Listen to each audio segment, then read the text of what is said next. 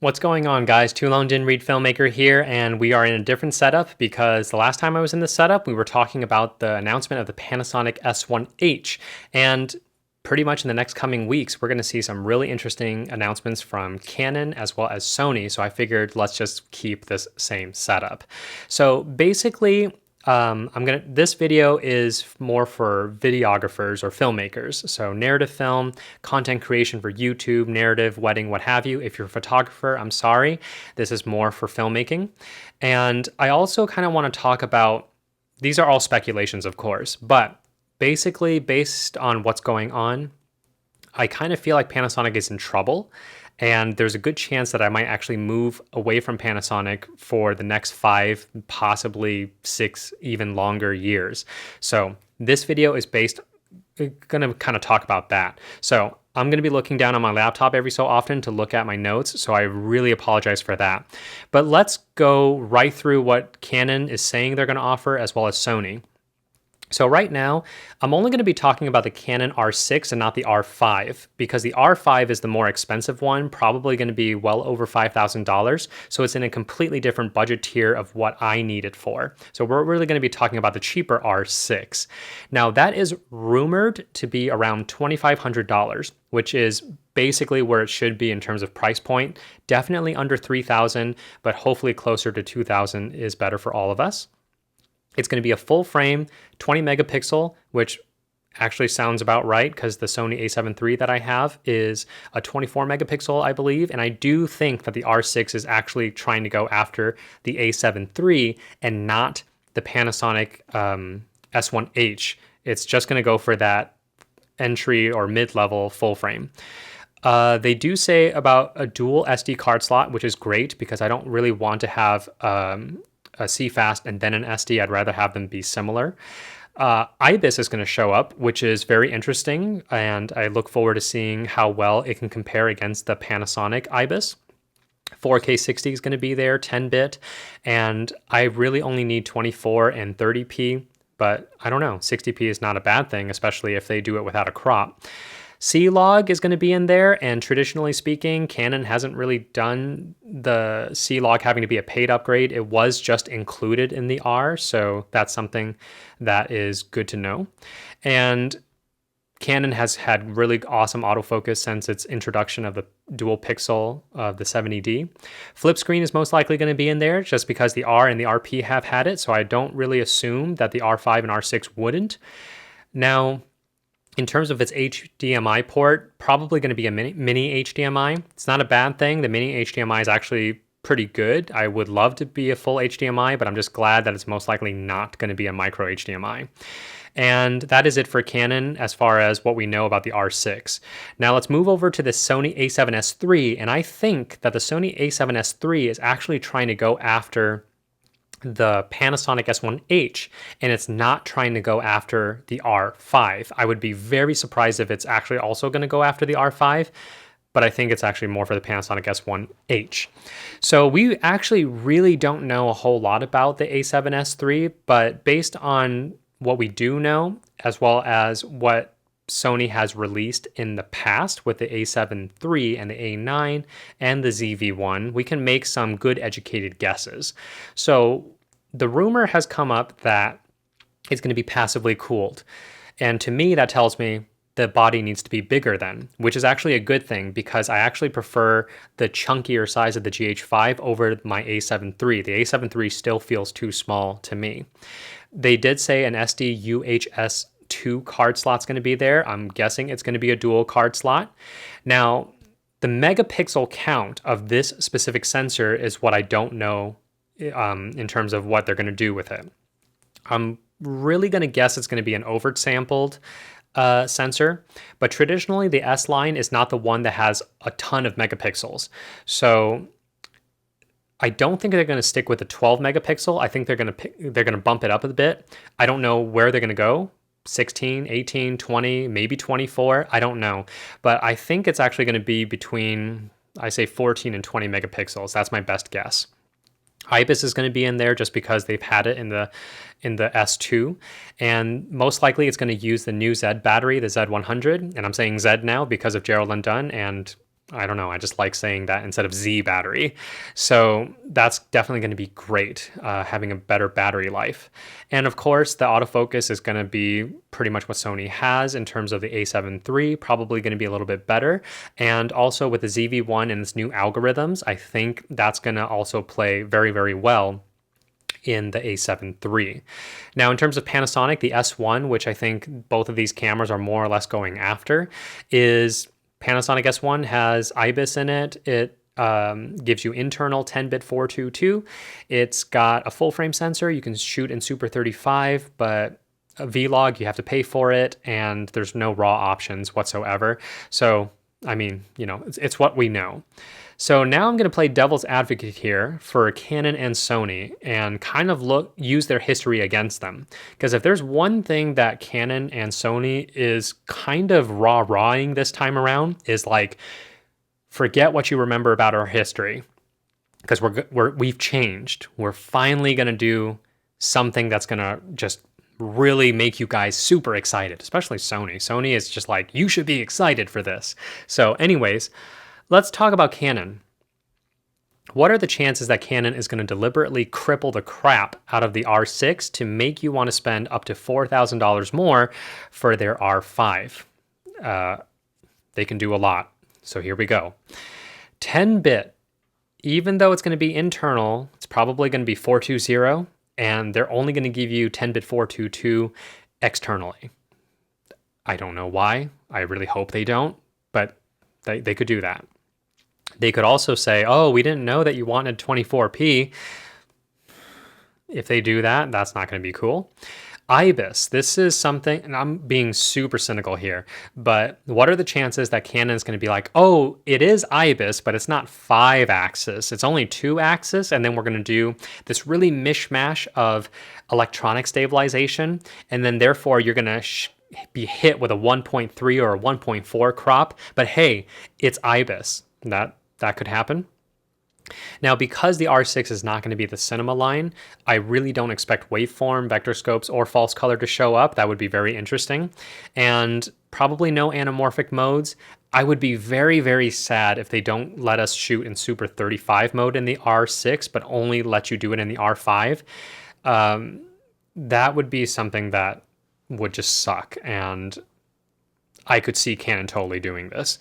And then the last one is when you're using an HDMI external monitor and trying to record internally, they're going to pull the whole Sony thing and be like, oh, well, now you lose autofocus completely. They're not even going to give you zone autofocus. They're just going to be like, nope, you can't autofocus at all. I don't know. And then, of course, maybe there's going to be major crops when you get to 4K 60. So maybe 4K 24, you get the oversampled size, 4K 30, a 1.2 crop, and then 4K 60, they'll do the Super 35 crop. Something like that. That's my guess in terms of how Canon can really mess with us in terms of their history. Sony's history, being cynical here, is that they're like, well, yes, the ZV-1 is a vlogging camera and travel camera, so that's why we gave it a flippy screen, but an A7S III is not, so we're just not going to give it to you. I could totally see them doing that. I really hope they don't, but I could totally see them doing that. Same thing. Oh yeah, we'll give you 10-bit, but again, it's only external, and you can only do 10-bit 420 internally. They're going to do some really weird, super high compressed codec like they do with the A7 III, which then makes your computer have to think way, way hard to make the cut, and it's not going to be a smooth timeline situation.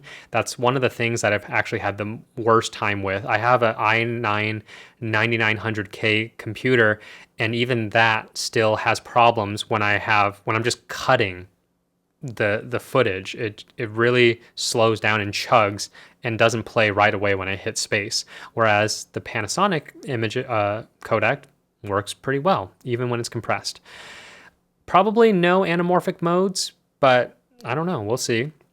And watch Sony still give us a micro HDMI, because they were just like, no, even though we're going to probably have a bigger body with a passive, no, we can't give you full HDMI.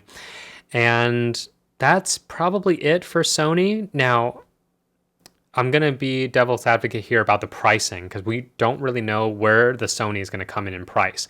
But If we take a look at how Sony shifted their announcement after Canon announced when they're going to announce their cameras, Sony is saying now wanting to go second. There's a couple reasons why they might do this. They're super confident that they are going to beat out Canon, so they would rather make people salivate and wait than having people immediately pre-order Canon cameras. So that makes me believe that after they saw what Canon said the R5 and the R6 is going to have, they go, oh, yeah, we're going to have that, but we're going to do it better. We're going to give stuff that they didn't even think about because we've developed this camera for so long. And so therefore, we're going to make people wait because we think we're going to win. That's why I think Sony has done this. And here's my speculation of why. Traditionally speaking, the A7s Mark II came in at $3,000 when it first debuted, and now it's like $2,400 or something like that. So there's a good chance that the A7S III is probably going to be just a little bit more than $3,000, maybe up to $3,500 is my best guess. And if they do that, not only are they going to take out Panasonic S1H, assuming they don't cripple the camera, but they're also going to make people go, is there a reason for us to buy the R5? Because something tells me the A7S III is not going to go 8K, but it's going to go 6K. So that's what I'm wondering. Now, they could actually completely blow all expectations and come in at $3,000 right where the A7S II is. And at that point in time, they've definitely killed the S1H based on what they're going to give you, assuming they don't cripple anything. And they're definitely going to make people go, should I spend $3,000 for a 6K camera, or should I spend $6,500 some dollars or $5,000 and more for the Canon R5? That's my best guess.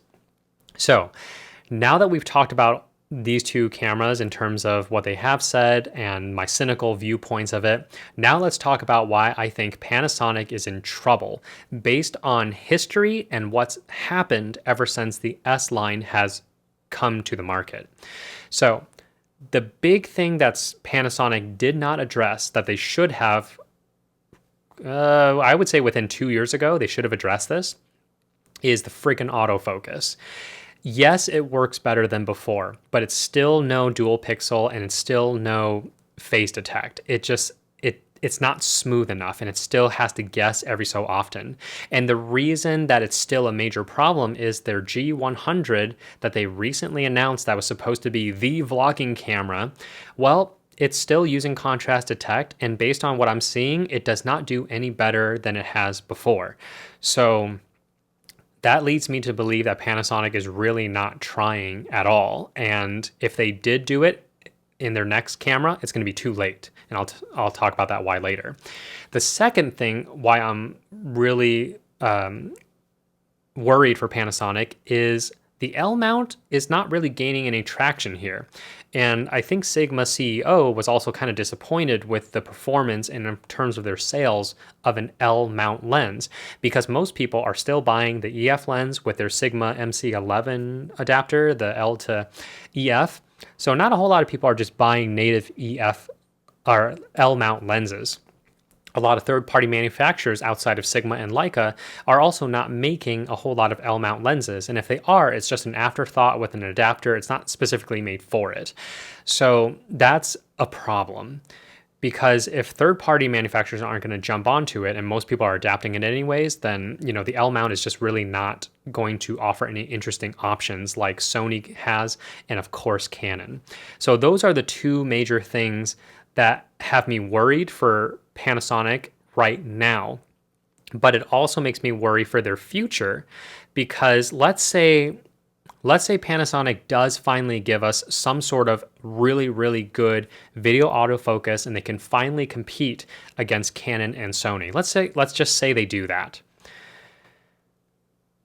But would you actually stick with Panasonic knowing that L mount lenses aren't really coming out natively and you're still adapting?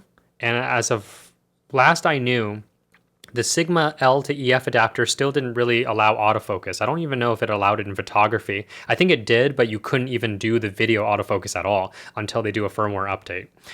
So you have that happening. And then you take a look at your actual lens collection and you notice that all of them are more or less EF mount. If you didn't buy E-mount lenses because you were already heavy in the Sony camp, then you might have already just done a whole lot of adapting to an EF mount.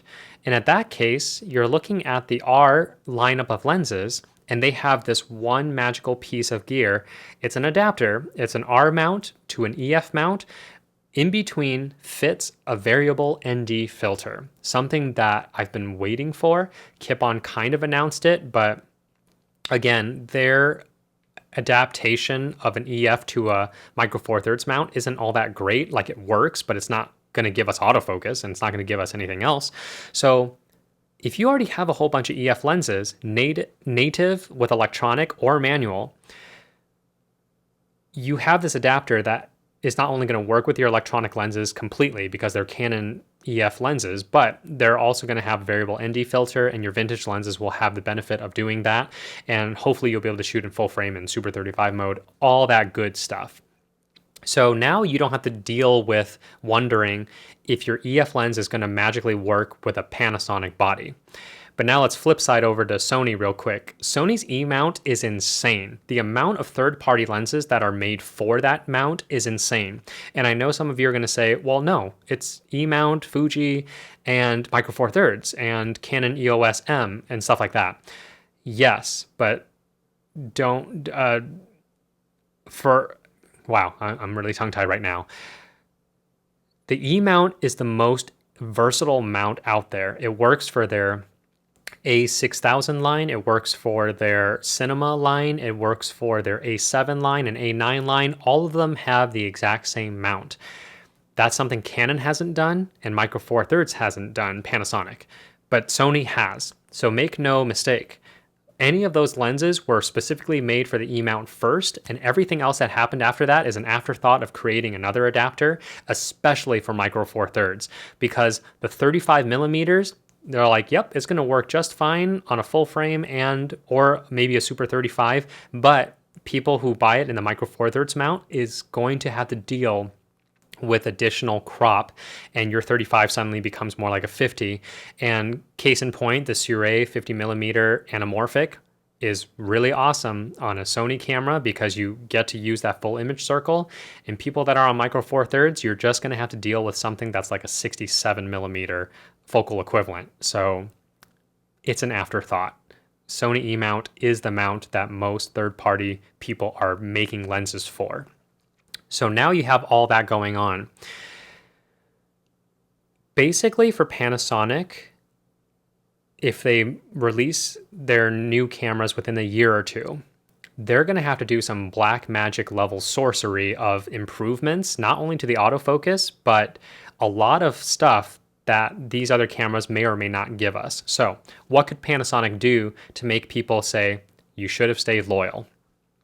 Obviously, good autofocus, and that it's going to work with the Sigma EF lenses. Like, even EF lenses are going to be able to handle the new and improved autofocus.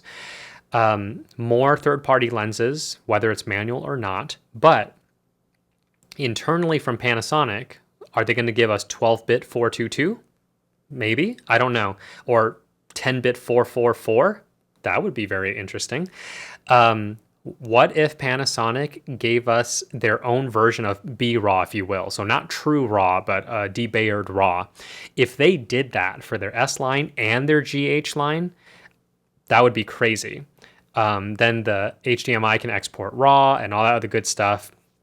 But those are the kind of level things that Panasonic would have to do in their S lineup to make people feel that it is actually one step higher. And that brings me to the GH line, in which I think the GH line is in trouble.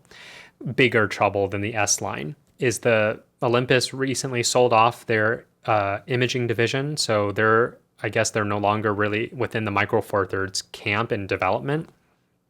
But basically, the GH lineup would have to, again, do black magic level stuff to give us all of those things and more, and come in at a price point that's not over $2,000. Because again, if they go over 2000 or stay at the 2000 mark, the question is, why would I stick with a micro four thirds sensor if the Sony A7 III and potentially their A5 and the Canon R6 is offering all of this stuff with a full frame sensor with the ability to shoot at Super 35? I have to say that I get it now. Like I finally tasted full frame and the ability to jump to Super 35 and what a full frame 2.8 actually looks like. It looks great. And the fact that the micro four thirds, you got to throw a speed booster on there, and that's assuming that the electronic adapter is going to be able to talk to the GH6 new autofocusing system, that it's actually going to work. We just don't know. So Panasonic is going to have to do some black magic level stuff, come in at a good price point to really truly compete against Sony and Canon, assuming they don't ruin and cripple anything. So these are all my initial thoughts and concerns for the Canon, Sony, and why I'm concerned for Panasonic moving forward. Again, I am looking at this as a narrative filmmaker as well as a content creator and how I'm going to use these cameras for at least the next 5 years. And I know that I kind of put a huge talk about autofocus being Panasonic's major Achilles heel. And there was definitely some heated debate about you shouldn't use autofocus if you are a true filmmaker. And I'm not saying I'm using autofocus for everything. I've actually talked about this with my GH5 or A7 III video 2 years ago. The reason I want to use autofocus is for dialogue scenes. Dialogue scenes where either the camera is locked off in one position or it might be making some slight movements, because the last thing I want is the camera operator to focus on movement and manually pulling focus. We already do a lot of that with our action films. But when it comes to dialogue scenes where we're just getting through the dialogue, we're getting some coverage, maybe some specialty shots, if I knew that the Canon, the Panasonic, the Sony was looking at that face and it just sticks onto that face and it's like, wherever this face goes, that's where I'm going to go in my focus. Chances are that's what's happening. If I actually need them to move the focus to the person in the foreground, hopefully there's a nice quick way to go into manual focus, and then they make the focus move back when they need to, and then activate autofocus again. You can definitely hybrid those two things together. Of course, any other focus pulls are probably going to be done manually, but I'm specifically saying dialogue scenes can be done much quicker if we didn't have to worry about the camera operator missing focus sometimes. But I'm also going to link up here Tom Antos. He did a video where he recreated a Minority Report scene in 2 ways. One with a fully rigged out cinema camera, someone's pulling focus, and then another one with just, I think he used a Zhiying crane or a Moza too. And he just had a Canon, I don't remember which camera it was, but he just let autofocus do its job, and it did a very good job pulling focus as he made his transitions through the scene. So as an independent filmmaker, these are the kind of tools that's going to save me time and the ability to shoot multiple things very quickly and not having to do it again. So that's why I say that Panasonic really missed their chance in terms of just giving us the autofocus with the S lineup and then potentially allowing the GH line to gracefully go away based on what's happening now so that they can continue developing their S line and really, really make that the forefront in terms of their hybrid camera / cinema camera. So anyways, this video is long enough. When the cameras are finally announced and we get some more information, then I will make a follow-up video of will I actually make the switch? Okay, so let's have an awesome conversation about this. What are you excited about in terms of these next couple weeks? Go ahead and leave your comments and questions down below. Let's have an awesome conversation about this. And until then, I'll see you guys in the next one.